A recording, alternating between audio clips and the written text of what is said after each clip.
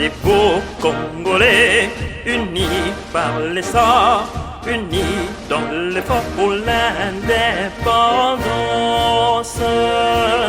Dressons nos fronts, longtemps courbés, et pour des bons. Batieta Kizala, entrepreneur congolais, analyse politique et analyse économique. Donc aujourd'hui, en fait, ce qui se passe en République démocratique du Congo, c'est 60 bis. Vous voyez qu'il y a des blocs politiques qui devaient être une opportunité pour la République démocratique du Congo. Mais bizarrement, c'est vraiment le choc frontal où on voit les uns à gauche fait camper et ceux qui sont à droite aussi pareil. Vous voyez par exemple ce qui se passe autour des fameux CENI. Normalement, dans des vieilles démocraties, l'organisation des élections est dirigée par le ministère de l'Intérieur.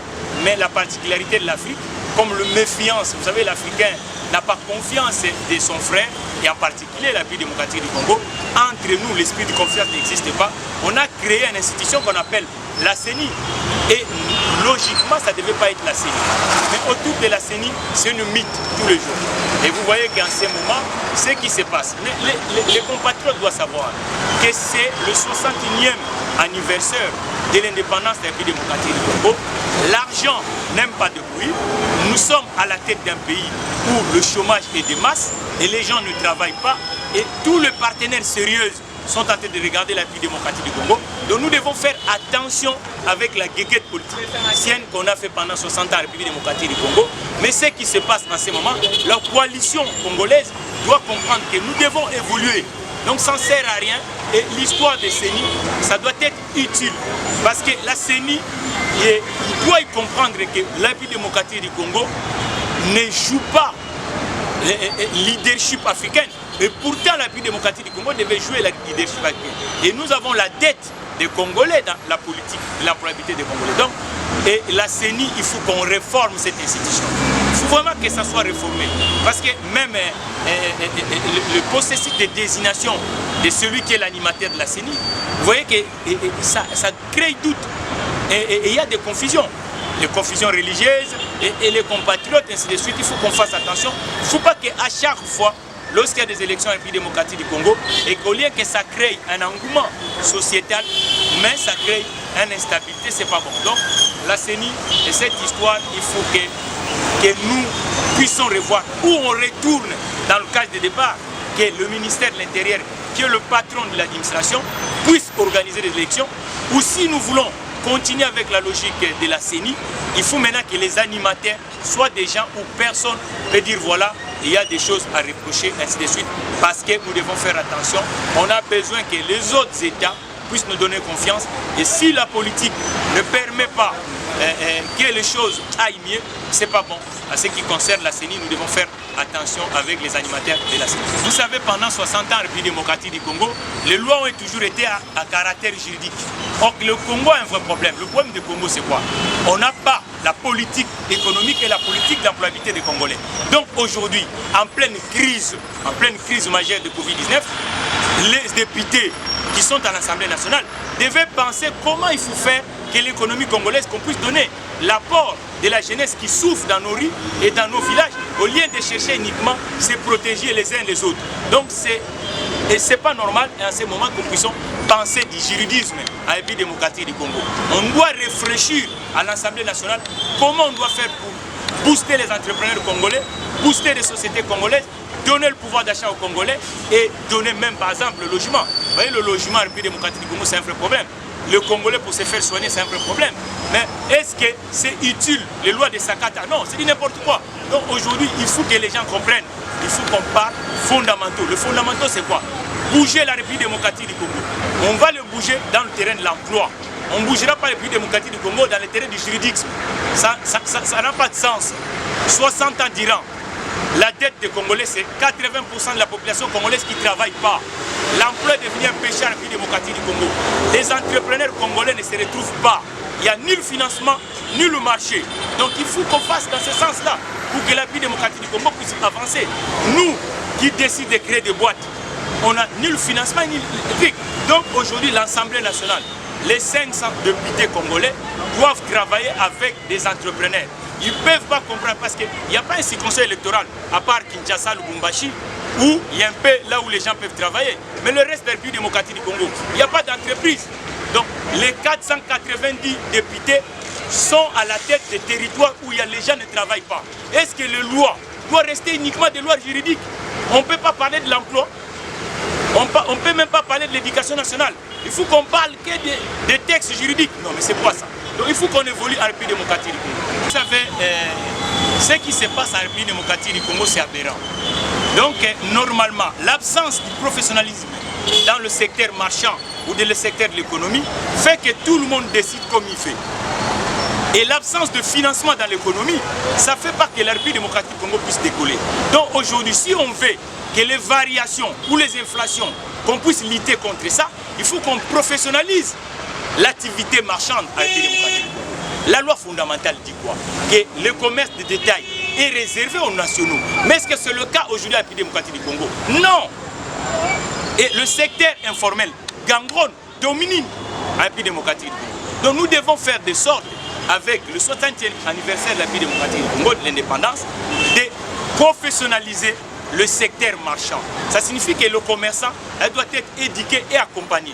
Mais ce n'est pas le cas. C'est du débrandisme qui domine la République démocratique du Congo. Comme on ne crée pas de débouchés dans le secteur formel, ça se fait que tout le monde s'improvise et il n'y a même pas l'outil de contrôle. On doit mettre l'outil de contrôle. Parce que les gens vendent sur l'espace public. Ils ne vendent pas dans la jungle. Donc quand ils vendent dans l'espace public, automatiquement, il faut que ces gens-là soient contrôlés. Mais est-ce que tout le monde est contrôlé dans ces pays? Dans l'activité marchande? Non. Et il y a ce qu'on appelle le fameux concurrence déloyale. Prenons par exemple dans ces domaines. Il n'y a pas un pays au monde où la réparation des biens mécaniques se fait dans la rue. Non. Un pays avec chômage de masse, c'est autour de ça qu'on peut créer de la valeur. Regarde par exemple l'achat et la distribution. Tout est dans l'informel. Mais nous qui sommes dans la formalité, qu'est-ce qui se passe? On n'a ni client, ni financement. Comment voulez-vous qu'on crée de la valeur à la République démocratique du Congo?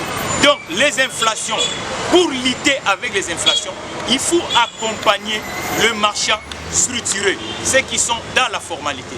Et puis, avec la crise, il faut qu'on puisse avoir par exemple l'accompagnement financier du côté du bord étatique. Et c'est la commande publique qui peut permettre aux entrepreneurs congolais de regagner la lettre de noblesse et de créer des emplois à la République démocratique. Il y a des outils, il y a 4 outils qui peuvent permettre d'évacuer le détournement ou la corruption à la République démocratique du Congo. Je peux vous énumérer. La première d'abord, revaloriser le salaire à la République démocratique du Congo. La deuxième, équiper l'administration congolaise. Elle n'est pas équipée, elle n'est même pas numérisée. La troisième, mettre l'outil de contrôle. L'outil de contrôle est absent à la République démocratique du Congo. La quatrième, faire de sorte que le secteur privé congolais puisse développer. Elle est absente pendant 60 ans à la République du Congo. Si on essaye de faire ce que je viens d'énumérer, vous verrez que la corruption va disparaître. Et puis la cinquième, je peux ajouter, c'est de bancariser l'économie. Ça signifie que les mouvements financiers se fassent autour des circuits bancaires. Qu'on n'accepte plus que quelqu'un qui achète dans ce qu'on appelle en cash. Non, il faut financer et puis mettre de sorte que le système financier, voyez le Congo pendant 60 ans, un pays où nous n'avons même pas des banques congolaises qui émergent. Comment voulez-vous qu'on finance l'économie congolaise? Les banques qui sont ici, ce sont des banques étrangères. On est esclaves chez nous. C'est ça le vrai problème. 60 ans d'Iran, on n'a même pas réussi à créer une banque congolaise dans le secteur commercial. Elle n'existe pas. Ce sont des filiales étrangères qui sont ici. L'économie n'est pas financée. Les gens achètent en cash. Quelqu'un qui achète une maison à 400 000 $, il vient avec l'argent. Ça se fait nulle part. C'est ce qui amène la corruption dans ces pays. Donc, tout doit être pas de circuit officiel. Et c'est ce qui va créer de l'emploi dans ces pays. On a cru pendant 60 ans que tout le monde doit être universitaire. Mais qu'est-ce qu'on a créé? République des chômeurs, où personne ne peut travailler. Et rien n'est noble. Le véhicule qui sillonne ici, on achète du bord informel. Ça ne crée pas de la valeur. Et ça ne valorise pas la République démocratique du Congo. Il faut des réformes sérieuses pour que le Congo soit un État-nation. Nous avons une population qui est faible. La consommation congolaise doit créer de l'emploi. Et pour que ça crée des emplois, nous devons avoir des entreprises congolaises qui émergent. Il n'y a pas des entreprises congolaises qui émergent. Donc c'est vraiment aberrant. On est des pigeons du XXe siècle parce que nous ne comprenons pas que tout ce que nous vendons, ça devait créer des sous. Donc c'est ce qui est difficile aujourd'hui au niveau du XXe siècle en République démocratique du Congo. Bon, vous savez, l'éducation nationale, on voit pendant 60 ans en République démocratique du Congo, c'est uniquement envoyer les enfants à l'école. Les salaires sont absents, les ménages sont faibles. Si on veut faire l'école d'élite en République démocratique du Congo, on doit d'abord faire des familles qui ont un pouvoir d'achat.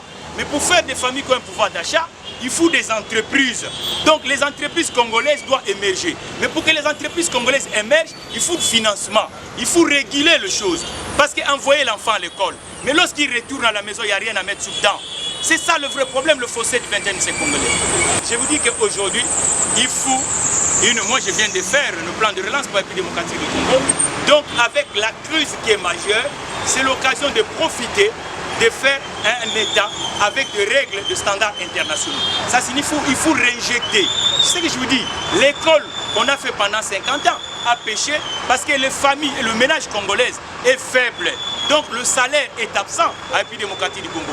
Mais pour avoir le salaire, il faut des institutions comme celle qui est derrière. Mais cette institution, pour créer des salaires, il faut que la commande publique, ce que l'État achète, ça doit passer dans des institutions autochtones.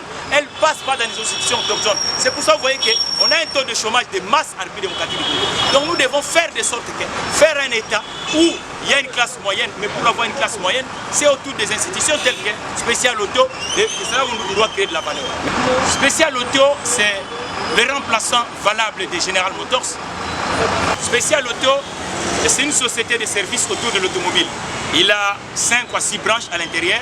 La première, c'est un garagiste. Donc, vous voulez réparer dans des conditions de standards internationaux, c'est chez Spécial Auto. Et vous voulez acheter le bien mécanique, vous voulez acheter le véhicule, moteur, Spécial Auto est là, bien pour vous conseiller. Vous voulez acheter par exemple le dérivé, pièces de rechange, huile, ainsi de suite, c'est autour de Spécial Auto. Vous voulez aussi se former pour l'ingénierie mécanique, la formation continue, c'est avec Spécial Auto. Donc Spécial Auto, c'est vraiment celui qui va faire comprendre aux Congolais que c'est autour de l'ingénierie de la mécanique et puis il est transporteur dans le secteur de l'automobile. Aujourd'hui, avec les numériques, Spécial Auto a un bel outil numérique qu'on appelle site internet. www.specialauto.com en un seul mot. Vous pouvez noter, vous pouvez être à Washington, à Paris, ainsi de suite. Et j'incite aussi à la diaspora, parce que la diaspora nous regarde. Ceux qui vendent le véhicule, qui amènent le véhicule sur le Congo, au lieu de payer des billets d'avion, ça ne sert à rien. Contactez Spécial Auto, envoyez le bel. Le Spécial Auto va vendre, il va vous retourner l'argent là où vous êtes, au lieu de faire des déplacements inutilement. Vous êtes un investisseur, vous voulez investir autour de l'automobile, c'est avec Spécial Auto. Vraiment, c'est le distributeur. Vous êtes une marque d'automobile dans le monde entier. Vous voulez se faire connaître en République démocratique du Congo, même dans la sous-région de l'Afrique centrale. Spécial Auto est là, un bon partenaire que vous pouvez contacter. Et puis, il y a aussi Facebook, vous savez aujourd'hui, réseaux sociaux, c'est là où les gens se réfèrent, les gens travaillent. Il y a 3 pages Spécial Auto. Il y a Spécial Auto Garage, Spécial Auto Atelier, Spécial Auto King-Car-Wash, et puis WhatsApp, Instagram, tout ça, ainsi de suite. Spécial Auto est là dans les réseaux sociaux, même via le cellulaire. Le numéro de téléphone c'est 090 49 15 15 691 et vous pouvez nous contacter. Et l'adresse physique sur Kinshasa, Spécial Auto est sur la commune délimitée, donc 12e mairie, du côté résidentiel, l'avenue Gerberas 619. Donc Spécial Auto, c'est le Silicon Valley de l'automobile congolaise du 21e siècle. Vous êtes une société sérieuse pour la gestion de vos flottes. En République démocratique du Congo, regarde le partenaire majeur qui peut vous accompagner. Vous êtes une institution sérieuse. Donc Spécial Auto est là pour vous accompagner. Et puis Spécial Auto est le vecteur de la création d'emplois parce que nous avons l'ambition de créer 40 000 emplois dans la sous-région de l'Afrique centrale avec le label. Et ça sera un outil qui va nous permettre d'être présents dans la conquête économique des entreprises en République démocratique. Les beaux Congolais unis par l'essor, unis dans l'effort pour l'indépendance. Dressons nos fronts, longtemps courbés, et pour des bons, prenons